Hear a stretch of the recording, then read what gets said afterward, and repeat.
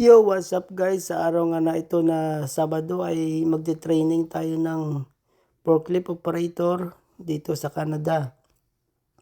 So ayan, ang pasok namin ay alas 9 hanggang alas 12 ng tanghali.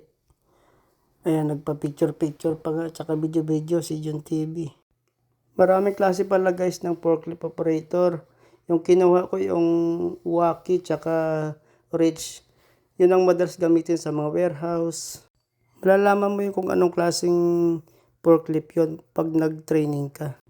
$395 nga guys yung dalawang klaseng forklift. And guys, nakarating na nga ako dito sa lokasyon ng pagtitrainingan ko ng forklift operator. Naglalakad na ako papunta ron.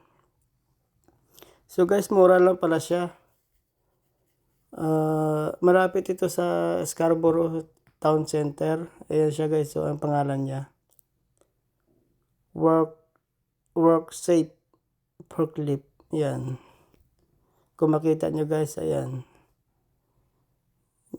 Yung araw na ito guys ay sobrang lamig.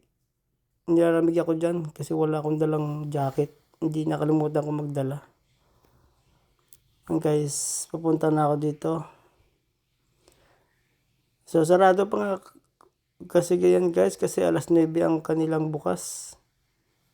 Oh, ayan may nakalagay dyan, 9 to 12. Saturday. Ayan. Nag-aantay muna ako dyan. 9 to 5. Nandito na nga kami guys sa loob. Nag-exam muna kami bago nag-actual. Ayan. Ito nga pala guys yung kanilang translation, mga salita, mga iba-ibang bansa. Ayan.